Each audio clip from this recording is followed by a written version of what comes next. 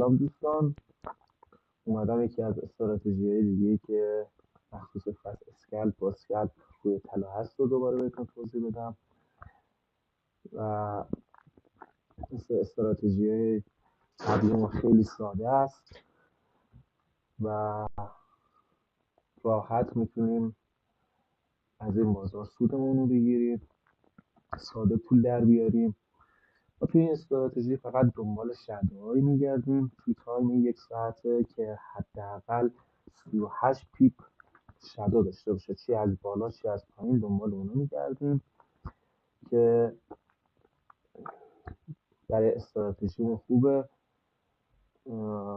مثل همین شادو یا این شادو با این میایم مشخصش میکنیم و میبینیم آره این 52 پیپ میشه، حساب کن 52 پیپ خوبه برای این استراتژی. این یکیشه. یا میتونیم اینم در نظر بگیریم، اینم میشه 49 پیپه و ارزم به حضور شما که باشه این یکی رو بگیریم، اینم نه 39. خب استراتژی ما اینه که همین آخریه رو براتون میگیریم که نزدیک همین لایو بازار هم باشه. توی 1 ساعته اینو گرفتیم، میایم براش یک محدوده مثل دفعه پیش مشخص میکنیم، منتظر قیمت میمونیم که بیاد برسه بهش. وقتی قیمت رسید بهش، یک اندیکاتوری به نام دانشن چنل، شما این دانشن چنل رو اگه بندازید هم دوتا خطش پاک میکنیم، فقط بیسش رو میذاریم و بک‌گراندش هم پاک میکنیم و از این قسمتش هم 13 میکنیم. حالا این استراتژی تو 2 دقیقه جواب میده. این محدوده رو ما برای خودمون مشخص کردیم، میایم تایم 2 دقیقه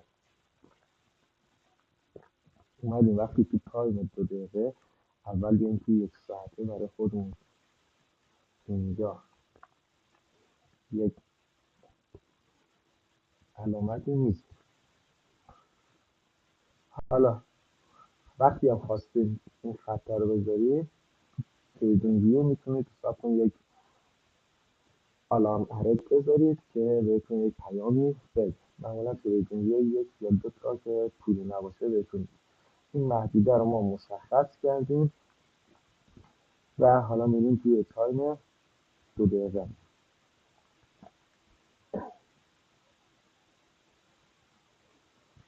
اینجا رسیده، اینجا بوده و اون کندل اومده دوباره همین توی همین نقطه به این خط ما رسیده و ما منتظر میمونیم که یک کندل روی دانسن چنل ما ببنده و این کندل بسته شد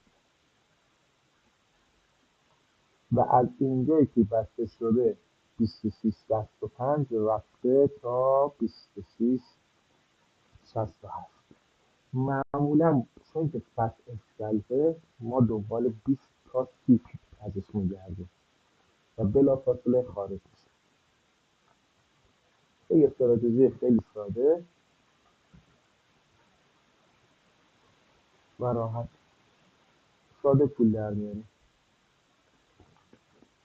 محدوده رو مشخص کردیم، روی محدوده که نمیخریم. دانسن چنل ما هم نقطه ورود خروج رو میده، اومده یک کنده روش بسته بلافاصله رفته و سی پیپمون رو گرفتیم. معمولا 20 پیپ راحت مثل استراتژی‌های قبلیمون چند تا استراتژی کنار هم داریم که هر کدومشون جوابه، بلافاصله پولمون رو میگیریم و میایم و لایو بازار هم که می‌بینید صفهای پایین‌تر داره میزنه، صف پایین‌تر هم زده و احتمال من میدم پایین‌تر بگیرم و خودم روی سل از 74 فکر کنم هست. دوباره میریم تو همون 1 ساعته و میایم گذشتهش رو نگاه میکنیم.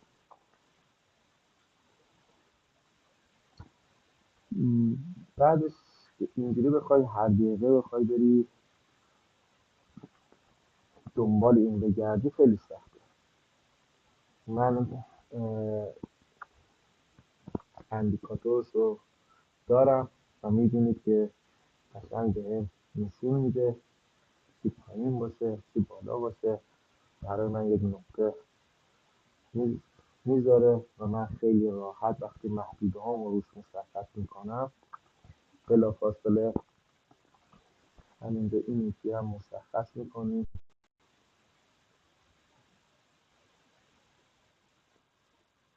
این خطش هم حذفش میکنیم. من این اندیکاتور رو توی کانال تلگرام اگه هر کدوم خواستید رو برش دارید و راحت و خیلی ساده سودتون رو بگیرید. ما اینجا رو مشخصش کردیم و میریم توی تایم 2 دقیقه خودمون و اولا محدوده خودمون رو مشخص کنیم. این هم میشه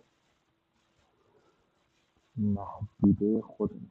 اگه اشتباه نکنم اینو حذفش کنم دقیق بذارم.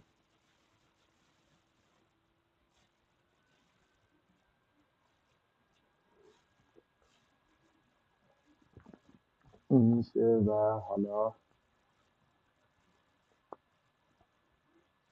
بذاریم و بگیم. حتی اینجا هم یکی دیگه هم رو همین نقطه به ما برگشت شده.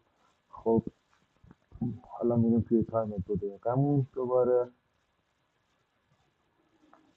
و نگاه میکنیم که به این محدوده رسیده. خب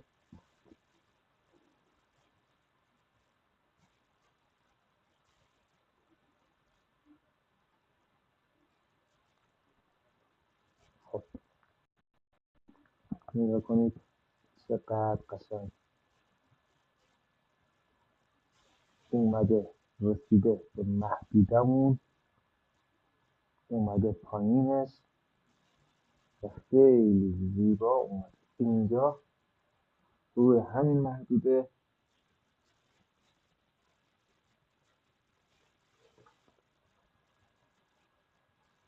ما خریدیم که کلوز کردش خرید میکنیم و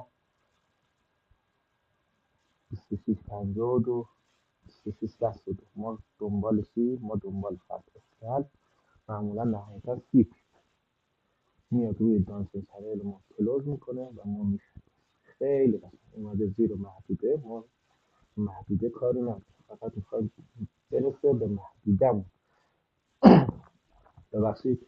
و بعدش که ورود میاد بالای دانسل چنل 13 ما میخریم و دنبال یک خط اسکل. این یکی از استراتژی ساده که دیگه براتون بازگو کردم مثل استراتژی ساده دیگه و خیلی راحت میشه این بازار رو سخت گرفت، با سختی ازش پول در آورد. هدف اینه که با روش های ساده به سود برسیم، وگرنه الیوت هستش، ترانزکشن هستش، همشون هم جوابه، همشون هم سوده. ولی ارزم بزرگ شما با استراتژی خیلی ساده، کسایی که حتی هیچ کدوم اینا رو یاد نداشته باشن میریم و راحت سودمون رو میگیریم. و این استراتژی هم که صد تریدینگمونه. بعدش یک توضیح دیگه اگه بخوام بهتون بدم، براتون اندیکاتور که میذارم بهم درخواست بدون تو تلگرام براتون میذارم و شما فقط روی تریدینگ ویو جواب میده. روی این قسمت پایین ادیتور میزنید، میاد اینجا کپیش میکنید، بعد اوپنش رو میزنید، بعد